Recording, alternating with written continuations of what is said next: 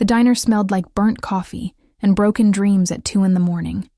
I dragged the damp cloth across table 7 for what felt like the 100th time tonight, my lower back screaming in protest. The fluorescent lights overhead buzzed with that persistent electric hum that had burrowed into my skull hours ago, making my exhaustion feel almost hallucinogenic. My sneakers, cheap knockoffs with soles so thin I could feel every crack in the linoleum, squeaked against the floor as I moved between tables that never stayed clean for long. Emma, table 12 needs refills. Gary's voice barked from the kitchen window, his face shiny with grease and irritation. I nodded without looking up, tucking a strand of brown hair that had escaped my ponytail behind my ear. My fingers trembled slightly, not from fear, but from the bone-deep weariness that came from working double shifts 6 days a week. The tips tonight had been pathetic. $17 in 5 hours. At this rate, I'd be short on rent again, and Mrs. Chen had already warned me that her patience had limits.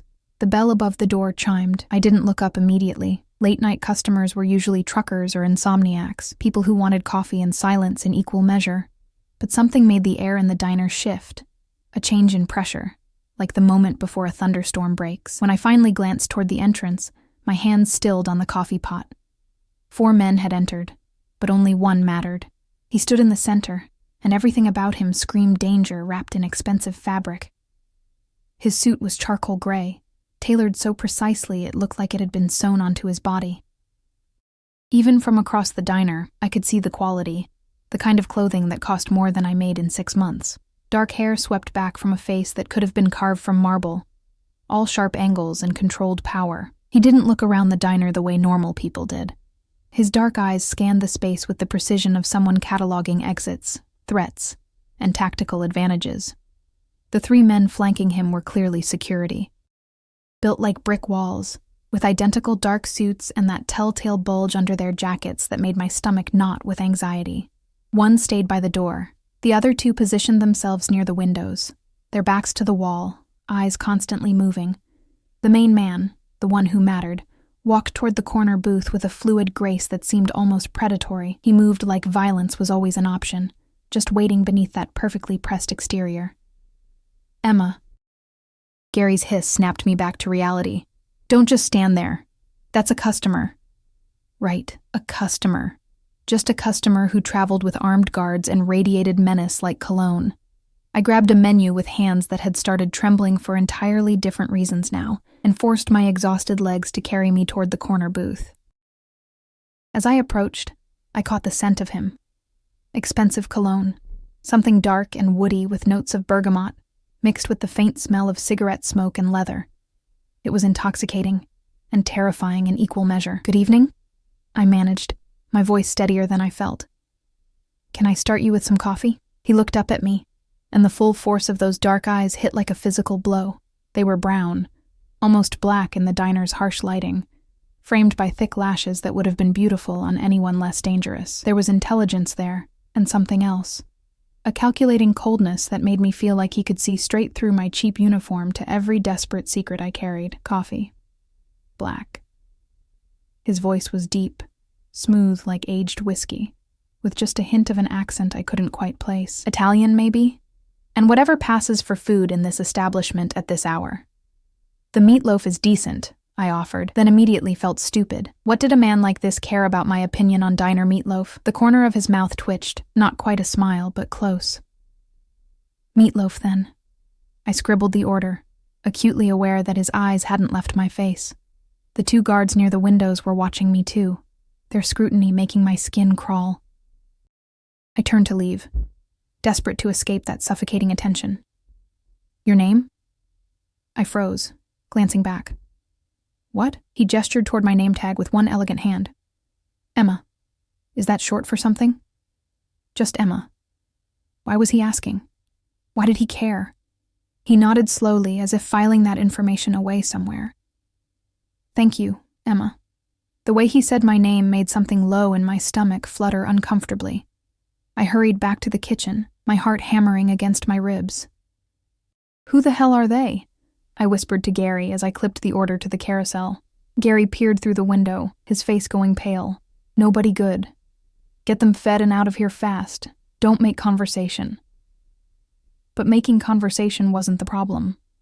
The problem was the way my hands shook as I poured coffee.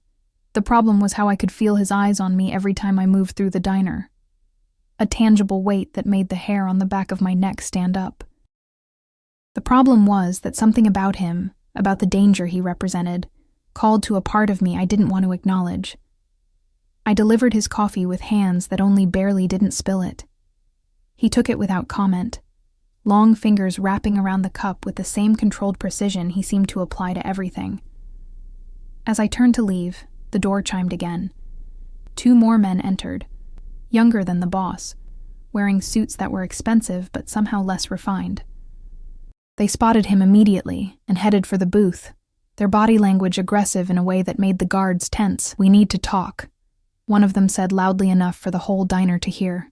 He was blonde, good-looking in a cruel sort of way, with cold blue eyes and a jaw that looked like it had been designed for sneering. The boss didn't even look up from his coffee. "Marco, Vincent, I don't recall scheduling a meeting." "Yeah, well, we've got concerns." The blonde one, Marco, slid into the booth uninvited, his companion following suit. "About tonight's shipment, about the route you chose." I busied myself wiping down nearby tables, close enough to hear but trying to appear disinterested. Every instinct I had screamed that I should walk away, mind my own business, survive by staying invisible the way I always did. But something in the tension of the guards' bodies stopped me, something in the way they'd positioned themselves, not watching the 2 newcomers, but watching their boss with expressions that didn't quite match the loyalty they should have shown. "The route is fine," the boss said, his voice dangerously soft. "Unless you know something I don't?" "We're just saying it seems risky," Vincent jumped in. He was darker, stockier, with nervous energy that made him fidget. "Going through the industrial district at 3 a.m. with that much product? Could be asking for trouble. I'll consider your input." It was a dismissal, clear and final, but neither man moved. "Boss, we really think—" I said I'll consider it. The temperature in the diner seemed to drop 10 degrees. "Now leave, both of you." They left, but not before Marco shot a look at the guards that made my blood run cold. It was a signal, silent and unmistakable to anyone paying attention, and I was paying attention because I'd seen that look before. 3 months ago, in a different diner in a different part of the city, where I'd worked the night shift and witnessed 2 men in expensive suits having a similar conversation. 2 days later, the news reported that a prominent businessman had been killed in what police called a targeted hit. The men I'd overheard had been suspects. They'd walked free. My heart pounded as pieces clicked together in my mind. The tension in the guards, the carefully orchestrated conversation, the specific mention of time and location. This was a setup. Those 2 men had come here to confirm plans, to make sure their boss would be exactly where they needed him to be. And the guards, his own security, were in on it. I should walk away. I should forget what I'd heard, collect my pathetic tips, and go home to my studio apartment with its broken heater and pile of unpaid bills. Getting involved in whatever this was could only end one way for someone like me, badly. But when I glanced back at the corner booth, I saw him take a slow sip of coffee, completely unaware that the men paid to protect him were counting down the minutes until his death. My mother's voice echoed in my memory.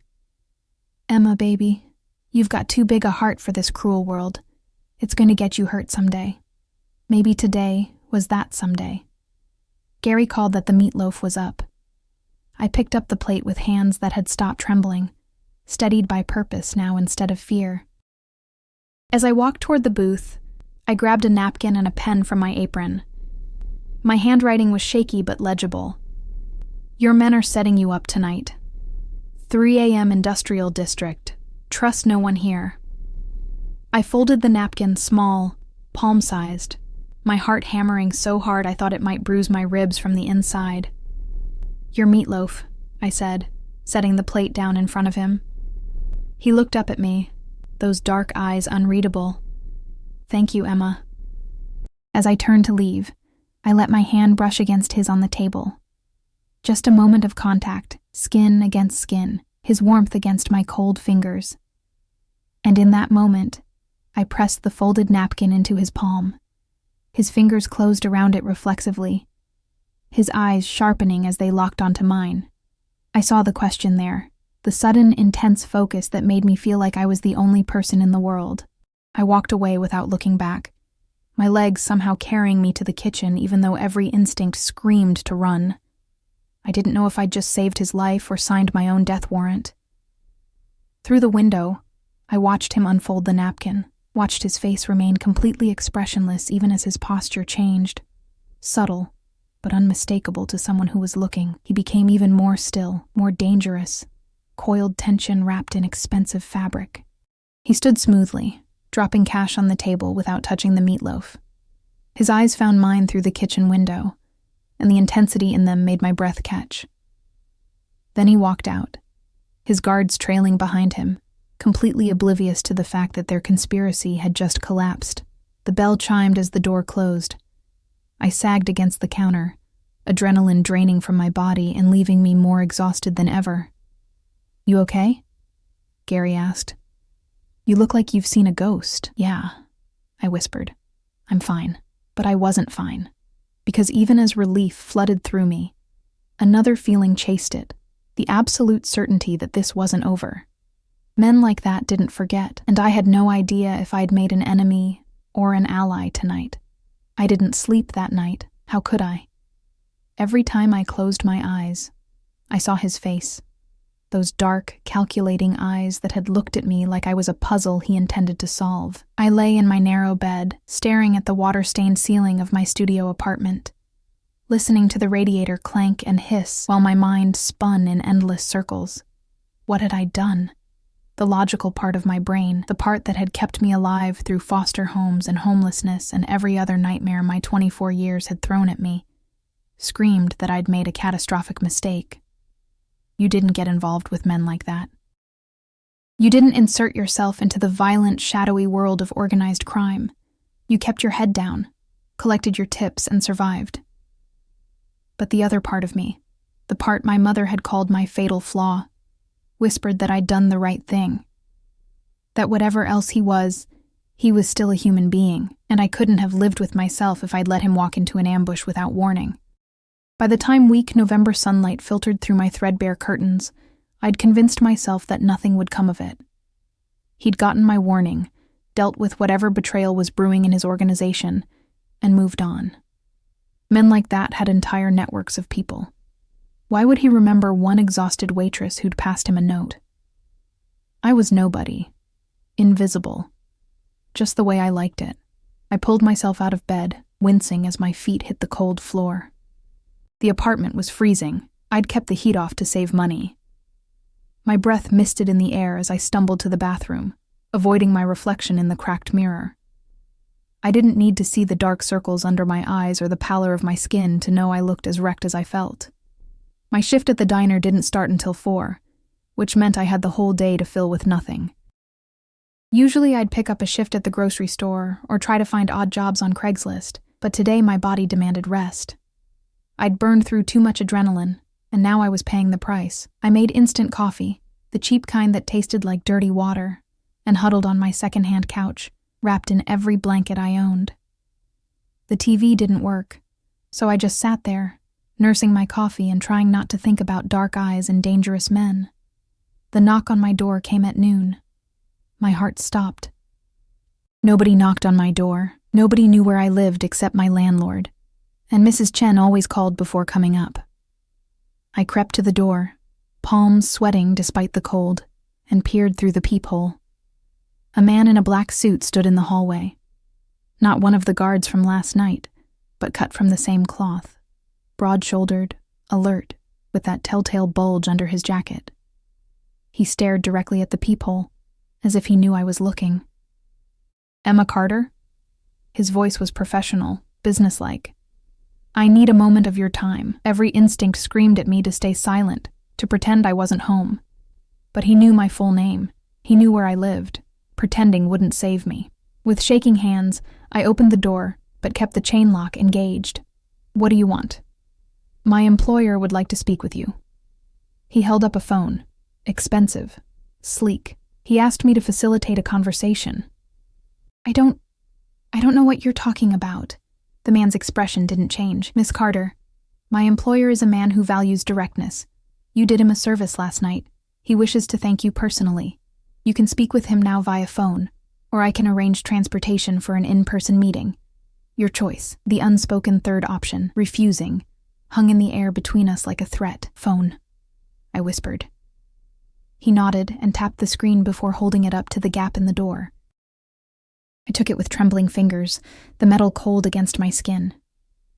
"Hello?" My voice came out small, frightened. "Emma."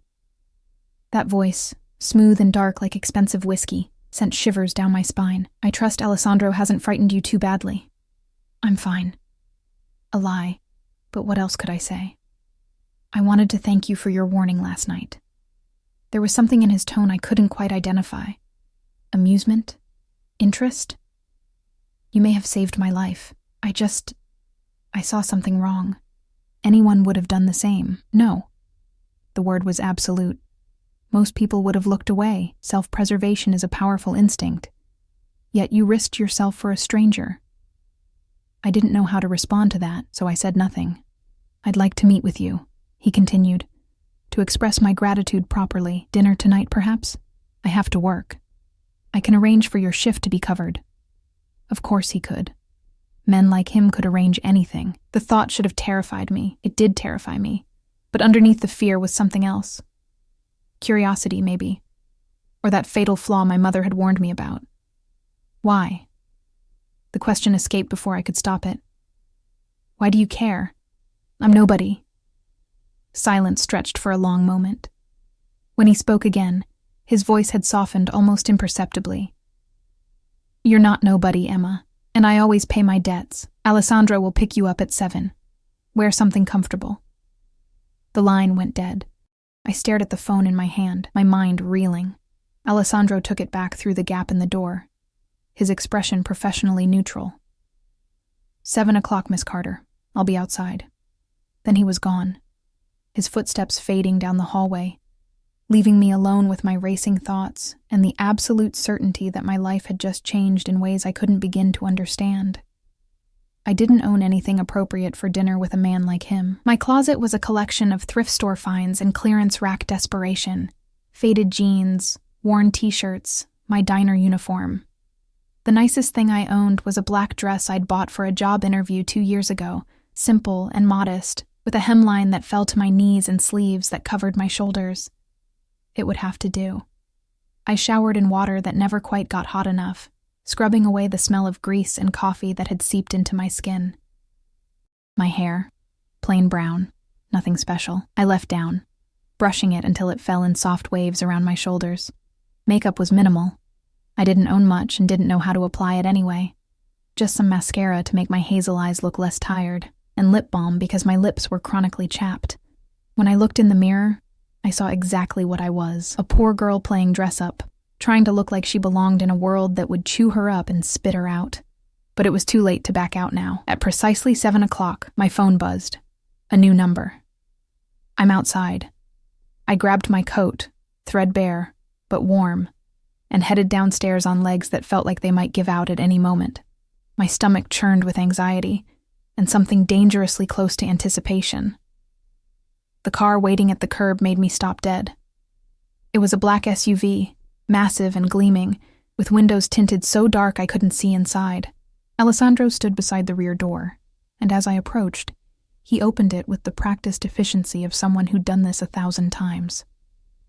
"Miss Carter." I climbed into the back seat, the leather interior so plush it felt like sitting on a cloud. The door closed with a solid thunk that spoke of armor and money, and then we were moving, gliding through the city streets with a smoothness I'd never experienced in my life. I'd expected him to be in the car. Part of me had braced for that confrontation, for those dark eyes in the close confines of the vehicle, but the back seat was empty except for me. Just expensive leather, tinted windows, and the faint scent of that cologne, bergamot and danger. "Where are we going?" I asked Alessandro's back. "Mr. Marchetti owns a restaurant downtown. He's arranged for privacy." Marchetti. So now I had a name for the man who'd taken over my thoughts. It suited him. Elegant, dangerous, unmistakably Italian. The restaurant, when we arrived, was exactly what I should have expected. Exclusive. The kind of place that probably required reservations months in advance and had a dress code I definitely didn't meet. But Alessandro led me through a side entrance, bypassing the main dining room entirely, guiding me up a flight of stairs to a private room that overlooked the city. And there he was. Marchetti stood by the window, his back to me, hands in the pockets of his suit pants. The jacket had been discarded, and his white shirt was rolled up at the sleeves, revealing forearms that were surprisingly muscular, marked with scars that hinted at a violent past. He turned as I entered, and the full force of his attention hit me like a physical blow. "Emma!" He moved toward me with that predatory grace, and I forced myself to stand still, to not back away like every instinct demanded. "Thank you for coming." Did I have a choice? The words came out sharper than I'd intended, fear manifesting as defiance. His mouth quirked into something that might have been a smile. "There's always a choice. You could have refused Alessandro. Climbed out a window, called the police." He stopped a few feet away, close enough that I could smell his cologne, see the flecks of gold in his dark eyes. "But you didn't. Why?" "I don't know," I admitted, my voice barely above a whisper. "I think you do." He gestured to the table, set for two with crystal glasses and china that probably cost more than my monthly rent. "Please sit. You must be hungry." I was starving, actually. I'd been too anxious to eat all day. But admitting that felt like admitting weakness, and I'd already shown him too much of that. Still, I sat. Because what else was I going to do? He took the seat across from me, and a waiter appeared. Silent, efficient, pouring wine I definitely couldn't afford before disappearing again. "Tell me about yourself," Marchetti said, his eyes never leaving my face. "There's nothing to tell. Everyone has a story, Emma." He leaned back in his chair, completely relaxed in a way that somehow made him more intimidating. "You work at an all-night diner, you live alone in a studio apartment in a questionable neighborhood, and you risk your life for strangers. I find that fascinating." The fact that he'd learned so much about me in less than 12 hours should have terrified me. It did terrify me, but underneath the fear was something else. A strange, heady feeling of being seen, of mattering to someone, even if that someone was dangerous. "I work hard," I said carefully. "I mind my own business. I survive. Except when you don't mind your own business." His head tilted slightly, studying me. "Why did you help me, Emma? The truth." I took a sip of wine to buy myself time. It was incredible, smooth and complex in ways I didn't have words for. Everything about this, the restaurant, the wine, the man across from me, was so far beyond my reality that it felt like a dream. "I saw someone in danger," I finally said. "I couldn't just walk away, even though helping me put you at risk." "Yes. Why? Because I knew what it felt like to be betrayed by the people who were supposed to protect you. Because I'd spent my whole life being invisible. And maybe just once I wanted to matter. Because some self-destructive part of me was drawn to the danger he represented. But I couldn't say any of that, because it was the right thing to do. I settled on instead." He watched me for a long moment, his expression unreadable. Then he leaned forward, elbows on the table, bringing his face closer to mine. "Those men you warned me about, they're dead now." My breath caught. "What?" "I dealt with the problem, thoroughly." No emotion in his voice, just flat statement of fact. The guards who betrayed me, the men who orchestrated the setup, all of them, gone. I should have been horrified, should have recoiled from the casual way he discussed murder, but all I could think was that I'd set those deaths in motion. My warning had signed those men's death warrants. "I see I've shocked you," he said, something like amusement in his dark eyes. "Did you think there would be no consequences? In my world, betrayal has only one price. I just wanted..." My voice broke, and I hated myself for it. "You wanted to save my life. You did." He reached across the table, and before I could pull away, his fingers caught my chin, tilting my face up to meet his gaze. His touch was gentle, but implacable, and the heat of his skin against mine made something low in my stomach tighten. "And now I owe you a debt," In my world, that matters.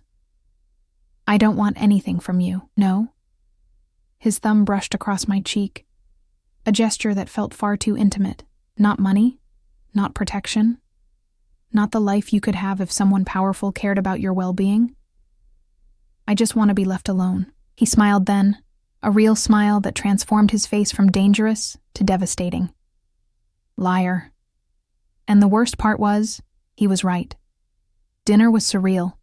Course after course appeared, foods I couldn't name, prepared with an artistry that made me almost afraid to eat them. Marchetti watched me taste each dish, his dark eyes cataloging every reaction, every small sound of pleasure I couldn't quite suppress.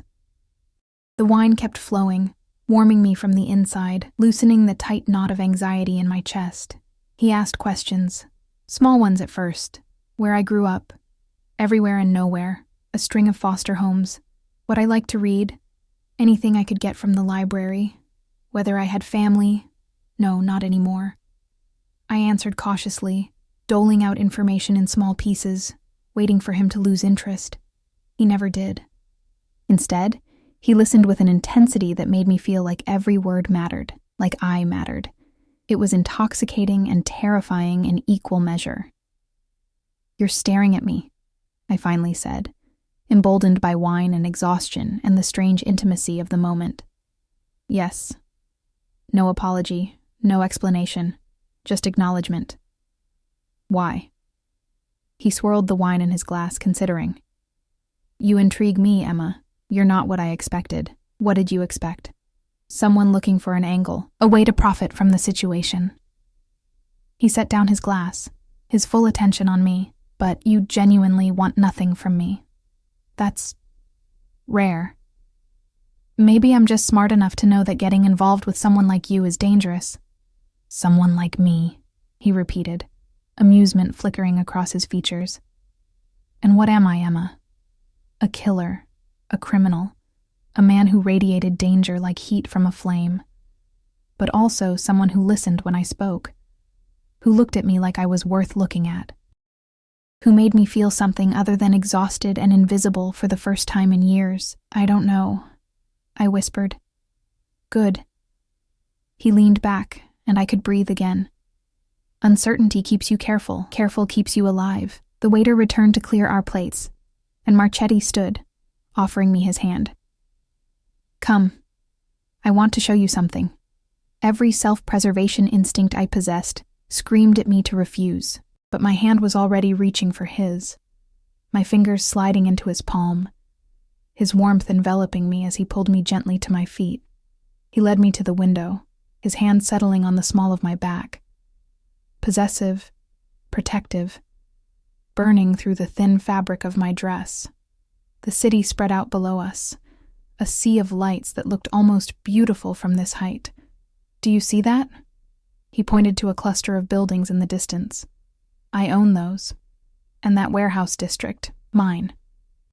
The docks, the restaurant we're standing in, half the businesses on 5th Street." His voice was matter-of-fact, not boastful. "I've built an empire, Emma, from nothing. Through crime," I said quietly. "Through survival." His hand pressed slightly firmer against my back. "I came to this country with nothing. No family, no money, no legal way to claw my way up. So I found an illegal way, and I never apologized for it. I should have been repulsed. Should have pulled away from his touch and demanded he take me home. But instead I found myself leaning slightly into him, craving the solid warmth of his body against mine. "What do you want from me?" I asked, my voice barely audible. He turned me to face him, his hands coming up to frame my face, forcing me to meet his eyes. This close, I could see every detail. The small scar bisecting his left eyebrow, the shadow of stubble along his jaw, the absolute focus in those dark eyes that made me feel like I was falling. "I want to keep you," he said simply. "I want to put you somewhere safe. Somewhere you never have to worry about rent or tips or working yourself to death in a diner that doesn't appreciate you. I want to know that you're protected, taken care of mine. I'm not. I can't be owned." But even as I said it, something in me thrilled at the possessiveness in his voice, Everyone can be owned, Emma. The only question is the price. His thumb traced my lower lip, and I shivered. What's yours? What would it take for you to let me take care of you? Nothing. There's no price because I'm not for sale. So proud, he murmured. And there was something dark and hungry in his expression now. So determined to survive on your own. But you're drowning, Emma. I can see it. The exhaustion, the fear, the weight of trying to keep your head above water with no help, no safety net. How much longer can you last? Too long. Not long enough. Forever and no time at all. I'm fine, I insisted, but my voice shook. You're not fine. You're breaking. His hands tightened on my face. Not painful, but inescapable. Let me catch you. Let me give you the life you deserve. And what would you want in return? The question came out bitter. Nothing's free. Men like you don't give without taking. Something flickered across his face. Anger, maybe, or hurt. I want your honesty, your trust, your presence in my life. He paused, his eyes searching mine. And eventually, if you're willing, everything else you have to give. My heart hammered against my ribs. You mean sex? I mean you, Emma. All of you.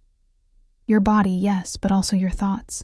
Your fears, your dreams. I want to know every part of you. His voice dropped lower. But I'm a patient man, and dark. I can wait until you're ready. Until you come to me willingly. That will never happen, won't it? He leaned closer, his breath warm against my lips. You're already here. Already letting me touch you. Already wondering what it would be like to say yes. He was right, and I hated him for it. Hated myself more for the way my body responded to his proximity. The way I wanted to close the distance between us and find out if his lips were as dangerous as the rest of him. I should go, I whispered. But I didn't move. Yes, you should. His lips brushed my forehead, a gesture so gentle it made my chest ache. But you won't. Not yet. He took me home an hour later, after I'd finally found the strength to pull away from him, to insist that I needed to leave. Alessandro drove in silence while I sat in the back, my mind spinning, my skin still tingling where Marchetti had touched me. We'd exchanged numbers. I'd agreed to let him call me. Small concessions that felt enormous, like I'd given away pieces of myself I couldn't get back. When the SUV pulled up outside my building, Alessandro opened my door, but it was Marchetti who emerged from the front passenger seat. I hadn't even known he was in the car. I'll walk you up, he said, leaving no room for argument. My neighbors would talk. Mrs. Chen would have questions. But I was too tired to care, too overwhelmed by everything that had happened to put up more resistance. He followed me up the 3 flights of stairs to my apartment, his presence at my back both protective and predatory. When I unlocked my door, he stopped me before I could enter, his hand on my wrist. Emma. He pulled me back against his chest, his arms wrapping around me from behind, enveloping me in his warmth and that intoxicating scent of bergamot and danger. Thank you. For tonight. For everything. I should have pulled away. Should have told him this was too much, too fast, too dangerous. But I was so tired of being alone. So tired of being cold and scared and invisible. So instead, I let myself lean back against him. Just for a moment. Just long enough to pretend that someone strong had my back, that I wasn't facing the world entirely alone.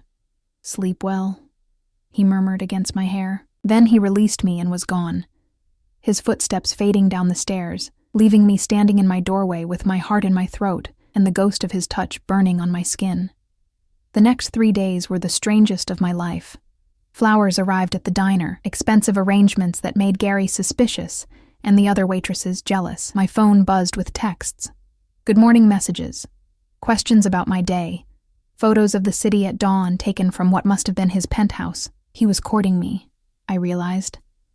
Wooing me with the focused intensity he probably applied to everything in his life, and despite every logical reason to refuse, to block his number and pretend none of this had happened, I found myself responding, small messages at first, then longer conversations that stretched into the early morning hours. He wanted to know everything about me, what I dreamed about, what scared me, what made me laugh, and slowly, against my better judgment, I told him. I told him about my mother, who'd died of an overdose when I was 12. About the foster homes that had ranged from neglectful to abusive. About aging out of the system at 18 with nothing but a high school diploma and a fierce determination to survive. He listened. He remembered. And he never once made me feel like my poverty was something to be ashamed of. On the 4th day, I came home to find my landlord waiting outside my apartment. "Miss Carter, Mrs. Chen said, her expression unreadable. "Your rent has been paid, for the year." My stomach dropped. "What? By who?" "Anonymous benefactor, cashier's check." She handed me an envelope. "There's more. Instructions to fix the heating, repair any damage. Consider yourself very lucky." I didn't feel lucky. I felt trapped. Inside the envelope was a note in elegant handwriting. "Everyone deserves to be warm." I called him immediately, my hands shaking with anger and something that felt dangerously like tears. You can't do things like this," I shouted the moment he answered. "Good evening to you too, Emma." He sounded amused, which only made me angrier. "I didn't ask for your help. I don't want your money." "It's not about what you want. It's about what you need." His voice remained calm, reasonable, infuriating. "You were living in a freezing apartment, working yourself to exhaustion to barely make rent. I fixed a problem. You're trying to own me. I'm trying to take care of you. There's a difference." "Is there?" My voice broke, and I hated myself for it. "You're making me dependent on you, making it so I can't refuse you." Silence stretched for a long moment. When he spoke again, his voice had gone cold. "Get dressed. Alessandro will be there in 20 minutes. We need to talk. In person." "I don't—" "20 minutes, Emma. Don't make me come get you myself." The line went dead. This time, Alessandro took me to a different location, a penthouse apartment that occupied the entire top floor of a building overlooking the river. The elevator required a key card to access, and when the doors opened, I stepped directly into a living space that was more museum than home. Everything was expensive, minimalist, perfect. Floor-to-ceiling windows, modern furniture that looked like art installations, not a single personal touch anywhere. Marchetti stood by the windows, a tumbler of amber liquid in his hand, his shoulders tense in a way I'd never seen before. "You're angry with me," he said without turning around. "You're trying to control my life. I'm trying to improve it." He finally faced me, and the intensity in his eyes made my breath catch. "Do you have any idea what it does to me, knowing you're cold, hungry, working yourself to death for pennies? I have the resources to fix these things. Why shouldn't I? Because I didn't ask you to, because every gift comes with strings attached, and I don't know what yours are yet." I was shouting now, all my fear and confusion pouring out as anger. "You're not doing this because you're kind. You're doing this because you want something from me, and I don't know what it is." In 3 strides, he crossed the distance between us, his hands gripping my upper arms. Not hard enough to hurt, but firm enough to hold me in place. "You want to know what I want? Fine. I'll tell you."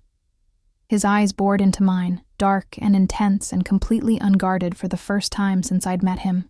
"I want to wake up knowing you're safe. I want to come home to someone who isn't afraid of what I am. I want to build something with someone who sees me as a man, not just a monster or a meal ticket." His grip tightened slightly. "My whole life, Emma, everyone has wanted something from me. Money, protection, power. But you? You wanted nothing. You risked yourself for me when you had every reason not to. Do you understand how rare that is? How precious? So this is gratitude?" My voice shook. "You're trying to buy me because I did you a favor?" "This is me being selfish," he corrected, his voice rough. "This is me seeing something I want and taking it. That's what I do, Emma. I see an opportunity and I seize it. And you're the best opportunity I've had in years. I'm not an opportunity. I'm a person. You're a person I'm obsessed with." The admission seemed torn from him. "You've been in my head for 4 days straight. I can't think about anything else. Can't focus on business. Can't sleep. All I can think about is you in that freezing apartment. You working yourself to exhaustion. You living a life so far beneath what you deserve." His hand slid from my arms to my face, cradling it gently despite the intensity in his voice. So yes, I paid your rent. And I'll do a hell of a lot more if you let me. Not because I'm trying to control you, but because taking care of you gives me a sense of purpose I haven't felt in years. Tears burned in my eyes. You don't even know me. Then let me. Stay here tonight. Let me show you what your life could be like. No pressure, no expectations. Just one night where you're warm and safe and don't have to worry about anything. His thumb brushed away a tear that had escaped. Please, Emma. Let me give you this. I should have said no. Should have walked away while I still could before I got in any deeper, but I was so tired. Tired of struggling, of surviving, of being alone. And he was offering me a night where I didn't have to be any of those things. One night, I whispered, that's all. The smile that broke across his face was genuine, boyish even, transforming him into someone younger, less dangerous. One night, he agreed. But we both knew it was a lie. He gave me space that night, and somehow that was worse than if he'd pushed. Marchetti showed me to a guest room, though calling it that felt inadequate. It was larger than my entire apartment, with a bed so enormous I could have fit 3 of me across it. The bathroom was all marble and gold fixtures, with a shower that had more settings than my car back when I'd owned a car. Plush towels, expensive toiletries, a robe so soft it felt like wearing a cloud. Everything you need should be here, he said from the doorway, maintaining a careful distance. But if you want anything, I'm just down the hall. Last door on the left. You're not... I couldn't finish the sentence, but he understood. I meant what I said, Emma. No pressure, no expectations. His eyes held mine, sincere in a way that made my chest tight. Tonight, you sleep safe and warm. That's all I need. He closed the door softly behind him, and I was alone in more luxury than I'd ever experienced in my life. I should have felt relieved. Instead, I felt strangely bereft. The shower was a revelation, hot water that never ran cold, pressure that actually worked, enough space to move around.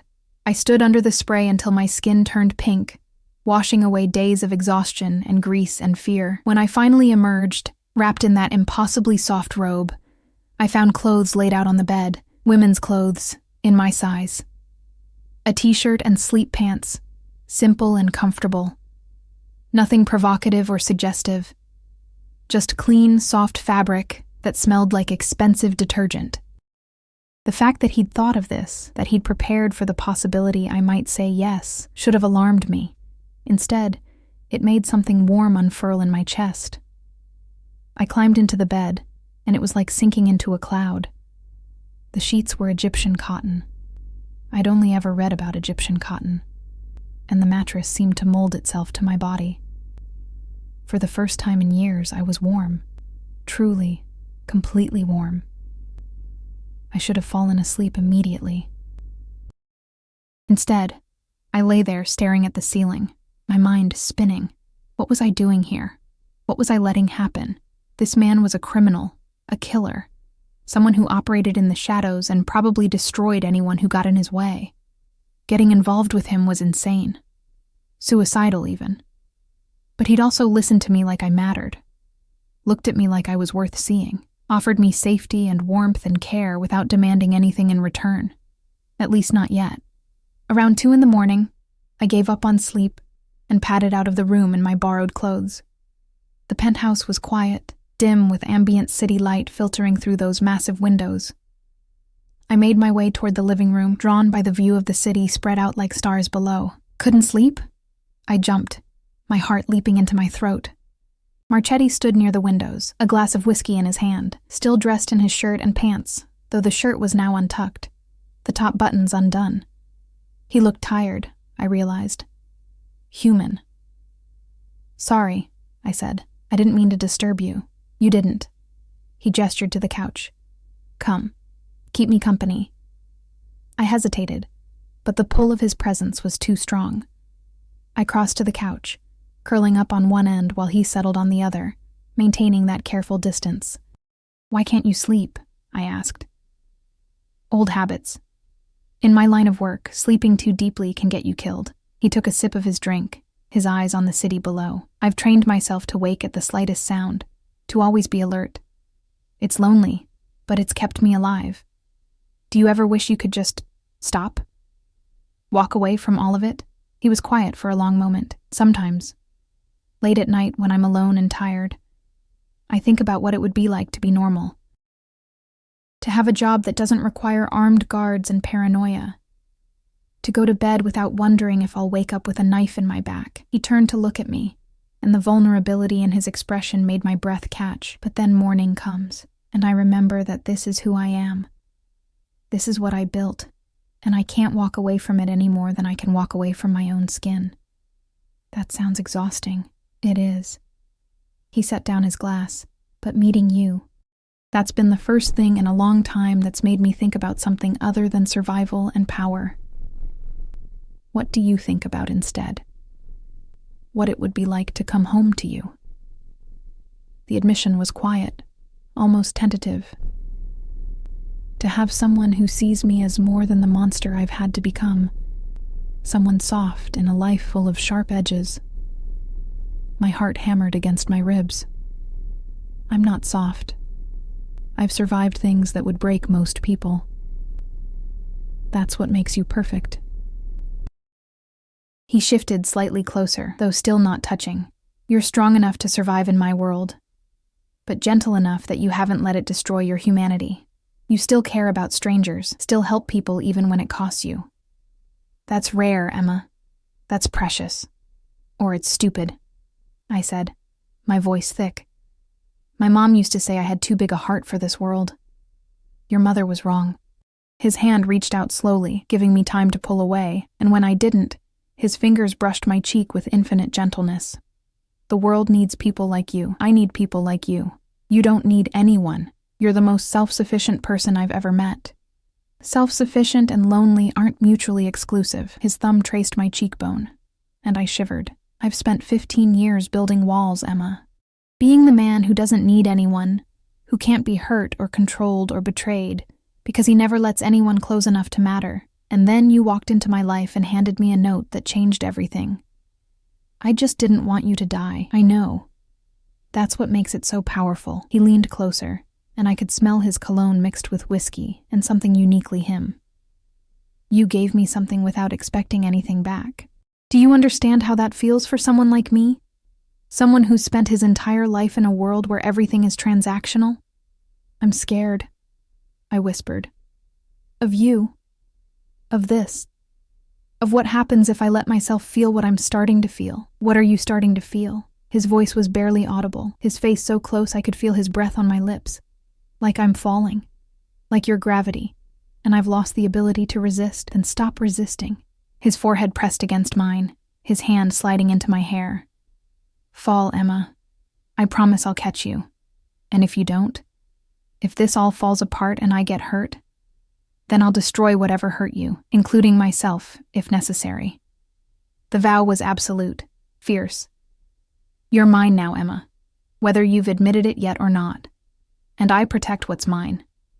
I should have been frightened by the possessiveness in his voice, the absolute certainty with which he claimed me.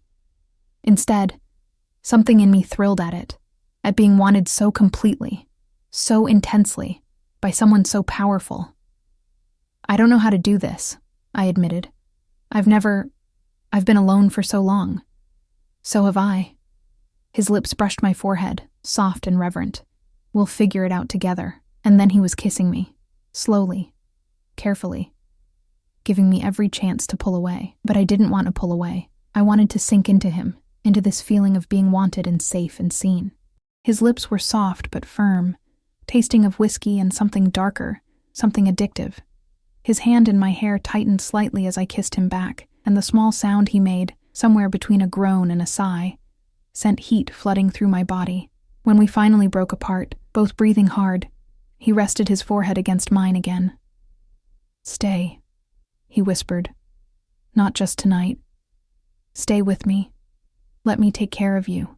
I don't know if I can, I said honestly. I don't know if I'm strong enough for your world. You're stronger than you think, and you won't be alone in it. I'll be right beside you. His hand cupped my face, his thumb brushing my swollen lips. Say yes, Emma. Take a chance on me, on us, Every logical part of my brain screamed that this was insane, that I barely knew him, that his world was dangerous and dark and would probably destroy me, but my heart, that too big heart my mother had warned me about, whispered something different. It whispered that I'd already fallen, that trying to resist was pointless, that for the first time in my life, someone was offering me not just survival, but something more, something that looked almost like belonging.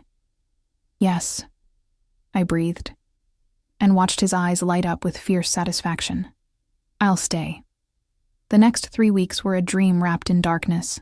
Marchetti, Dante, he'd insisted I call him in private, moved me into the penthouse with an efficiency that should have alarmed me. Alessandro and another guard collected my few belongings from my apartment.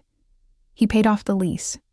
He even arranged for my shifts at the diner to be covered, though I suspected arranged meant paid Gary enough money to make it worth his while. I should have protested more, should have insisted on maintaining some independence. But the truth was, I was exhausted from years of barely surviving. And letting Dante take care of things felt like finally being able to breathe after drowning for so long. He gave me space in the penthouse, my own room, though I rarely slept there, my own bathroom, access to everything, but he also gave me boundaries, rules meant to keep me safe in his dangerous world. You don't go anywhere without Alessandro or Marco, he'd said the first morning, his tone leaving no room for argument. We were having breakfast, actual breakfast, not stale coffee and regret, at the massive dining table. Not to the store, not for a walk, nowhere. My enemies would love to get their hands on someone I care about. That sounds like a prison, I'd protested weakly. That's the reality of my life. His hand had covered mine, warm and firm. I know it's not fair, but I won't risk you, Emma. Not for anything. So I'd agreed, because what choice did I have? And because the alternative, going back to my freezing apartment and double shifts and constant exhaustion, felt impossible now that I'd tasted what life could be like. Dante was attentive. He texted me throughout the day when he was handling business. He came home for dinner every night, no matter how late. He asked about my day, my thoughts, my dreams. He bought me books and clothes and anything I mentioned wanting, even casually. He also touched me constantly. His hand on my back, his fingers in my hair, his lips on my forehead. Gentle touches mostly, affectionate. But underneath them, I could always feel the leashed intensity. The hunger he kept carefully controlled. We'd kissed several times since that first night, but he'd never pushed for more, never demanded anything I wasn't ready to give. It was maddening and sweet in equal measure. I can wait, he'd murmured one night when I'd pulled away, breathless and shaking with want. Until you're sure. Until you're ready. What if I'm never ready? I'd asked, only half joking. His smile had been dark, knowing. You will be. You already want me, Emma. You're just afraid to admit it. He'd been right, damn him. But life with Dante wasn't all luxury and romance. There were phone calls in the middle of the night, shouted in rapid Italian, guards who appeared and disappeared, meetings in his study that I wasn't allowed to attend, blood on his shirt one night that he'd tried to hide before I saw it. Business, he'd said shortly when I'd cornered him about it. Nothing for you to worry about. I'm living in your home. I think I have a right to worry. His expression had softened, and he'd pulled me close, uncaring of the blood. I handle things that need handling. Sometimes it gets messy, but I'll never let that mess touch you. You're separate from all of this, something clean and good in my otherwise dark life. I'm not some saint, Dante. I'm just a person. You're my person, he'd corrected. And that makes you untouchable. The possessiveness should have alarmed me. Instead, it made me feel safe in a way I'd never experienced. Like I finally had someone in my corner, someone who would burn down the world before letting it hurt me. On the 22nd day, everything changed. I was in the living room, reading a book Dante had bought me, when Alessandro appeared with a woman I'd never seen before. She was beautiful, dark hair, striking features, expensive clothes that screamed old money. And she looked at me with such hatred that I instinctively shrank back. So you're the new pet, she said, her voice cultured but cold. How quaint. Excuse me? I stood, the book falling from my lap. Isabella, Alessandro said, his voice tight with warning. Mr. Marchetti doesn't want you here. I don't care what Dante wants. She moved into the room like she owned it, her eyes never leaving me. I need to see what was worth throwing away 5 years for. My stomach dropped. 5 years? We were engaged, Isabella said, her smile sharp as a knife. Until he decided I wasn't suitable anymore. Something about family loyalty, about needing someone from within the organization. And then I hear he's shacked up with some nobody waitress, and I have to see for myself. Isabella, leave, now. Alessandro moved between us, but she ignored him. Does he treat you well? She tilted her head, studying me like a bug under glass. Does he buy you pretty things, make you feel special? That's his pattern. He makes you feel like you're the center of his universe, right up until you're not useful anymore. That's enough.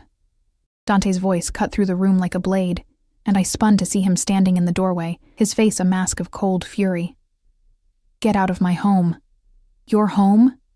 Isabella laughed, bitter and sharp. I helped you choose this place, remember? Before you decided I wasn't good enough. Before you threw me away like garbage. I ended our engagement because you tried to have me killed, Dante said flatly. Don't pretend this is about romance. You wanted my territory, and when I wouldn't hand it over, you conspired with my enemies. So yes, Isabella, I threw you away, just like I'd throw away any other threat. She paled, but her chin lifted defiantly. And what about her? She gestured to me. How long until she does something you don't like? How long until she's the threat you eliminate? Emma is nothing like you. Dante crossed the room in 3 strides, his arm wrapping around my waist, pulling me against his side. She's loyal. She's genuine. She chose to save my life when she had nothing to gain from it. You chose to end it because you had everything to gain. We're done here. Alessandro physically escorted Isabella out, her protests echoing through the penthouse. When the door finally closed, silence fell like a weight. Are you okay? Dante turned me to face him, his hands framing my face, his eyes searching mine. Is it true? Were you really engaged? Yes. 3 years ago. And I ended it when I discovered she was working with the Rossi family to orchestrate my death. His thumb brushed my cheek. She's bitter, dangerous, and everything she said was designed to make you doubt me. Did you love her? He was quiet for a long moment. I thought I did, but what I felt for her was nothing compared to what I feel for you. You barely know me, Dante. I know enough. His voice was fierce, absolute. I know you're brave and kind and strong. I know you make me want to be better than I am. I know that when I'm with you, the darkness doesn't feel quite so suffocating. That's more than I ever had with Isabella or anyone else. I wanted to believe him, wanted to trust that what we had was real, not just some fantasy I'd built in my head. But Isabella's words had planted seeds of doubt that I couldn't quite shake. What happens if I disappoint you? I whispered. If I'm not who you think I am? Then we figure it out together. He pulled me close, his arms wrapping around me, solid and safe. I'm not going to throw you away, Emma. You're not disposable to me. You're everything. I buried my face in his chest, breathing in his scent, letting his warmth chase away the chill Isabella had left behind. I'm scared, I admitted. So am I.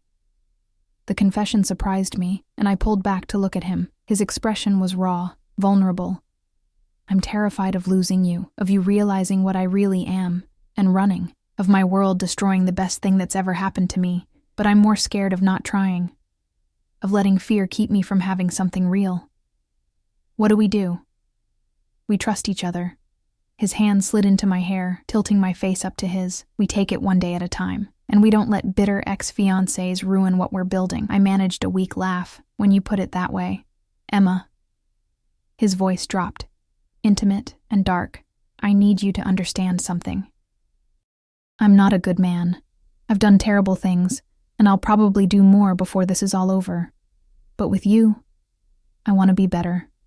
You make me want to be the man you see when you look at me. And who do I see?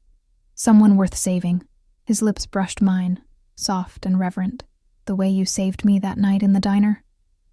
This time when we kissed, it was different, deeper, more desperate. His hands tightened in my hair, and I pressed closer, needing to feel all of him, needing to drown in this feeling before fear and doubt could steal it away. When we finally broke apart, both breathing hard, his eyes were dark with want. "Come to bed with me," he said, his voice rough, not as my guest, as mine. My heart hammered, but I didn't hesitate. Yes. His bedroom was different from the rest of the penthouse, warmer somehow, more personal. Dark wood furniture, charcoal gray linens, and the faint scent of his cologne lingering in the air. This was his sanctuary, and he was inviting me in. Dante closed the door behind us, and suddenly the enormity of what I'd agreed to hit me. My hands trembled as I stood in the center of the room, acutely aware of his presence behind me, the heat of him radiating through the space between us. "Emma." His hand settled on my shoulders, gentle but firm. "If you're not ready, I am." I turned to face him, my voice steadier than I felt. "I want this. I want you." Something fierce and hungry flashed in his dark eyes, but he moved slowly, giving me time to change my mind.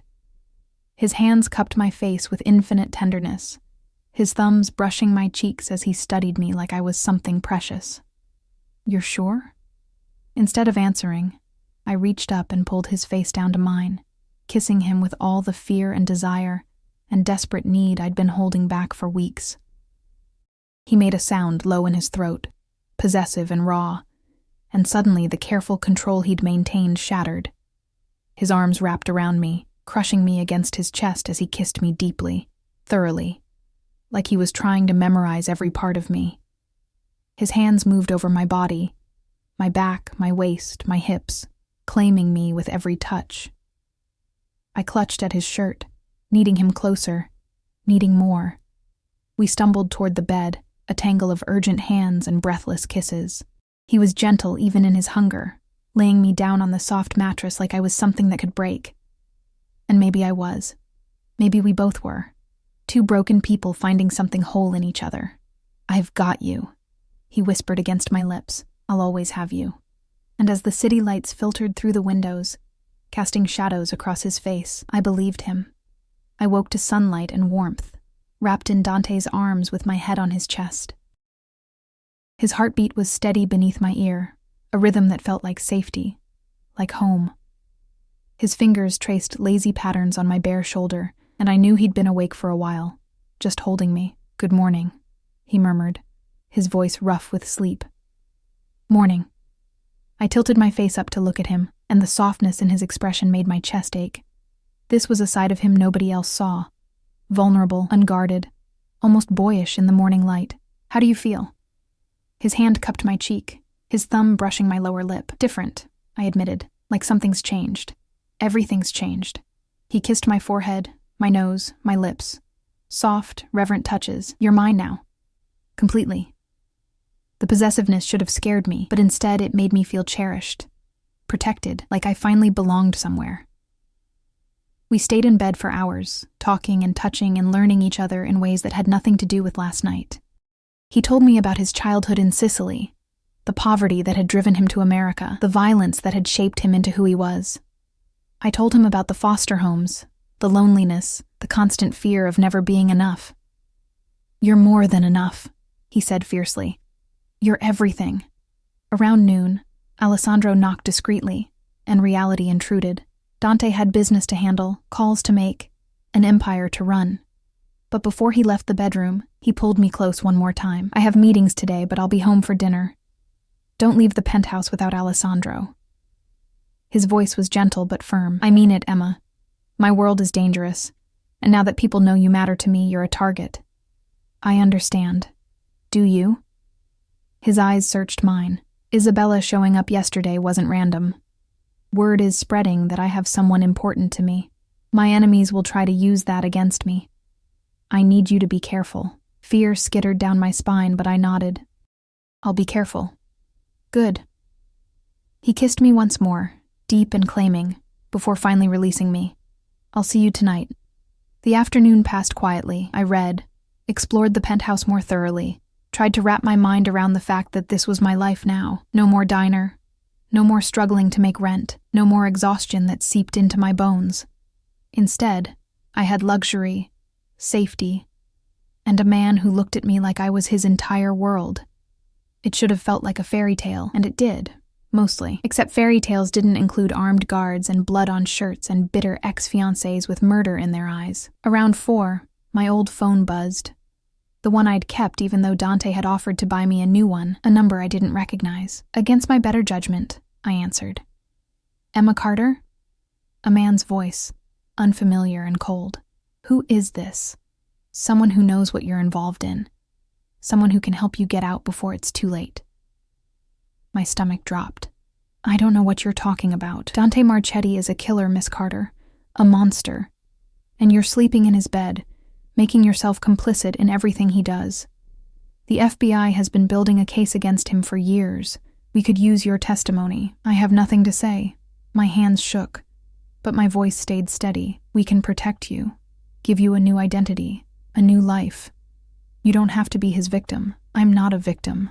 The words came out fierce, surprising even me, and I'm not interested in whatever you're selling. Don't call this number again. I hung up, my heart racing. The FBI. They were watching Dante, watching me. The danger wasn't just from his enemies. It was from the law itself. I should have been terrified, should have questioned everything. Instead, I felt only a fierce protectiveness, a certainty that I wouldn't betray him. Not to the FBI, not to anyone. When Dante came home that evening, I told him everything. His face went hard as I recounted the conversation, his jaw clenching with barely controlled rage. They're getting desperate, he said, pulling me against his chest. They can't touch me directly, so they're trying to use you. I'm sorry, Emma. This is what I was afraid of. I didn't tell them anything. I wouldn't. He pulled back to look at me, his eyes searching. Why? You could walk away from all of this. They'd protect you, give you a normal life. Why would you choose me instead? Because you're mine too, I said simply. And I don't abandon what's mine. The kiss he gave me was bruising, desperate, filled with everything he couldn't say. When we finally broke apart, his forehead pressed against mine, his breathing ragged. I love you, he whispered, the words raw and honest. I didn't plan to, didn't want to, but I do. I love you, Emma. Tears burned in my eyes. I love you too. God help me. But 3 months later, everything came to a head. The FBI had been circling, pressure mounting from all sides. Dante's organization was under siege, not just from law enforcement, but from rival families who saw his distraction with me as weakness. There had been attempts on his life, close calls that left me sleepless with fear.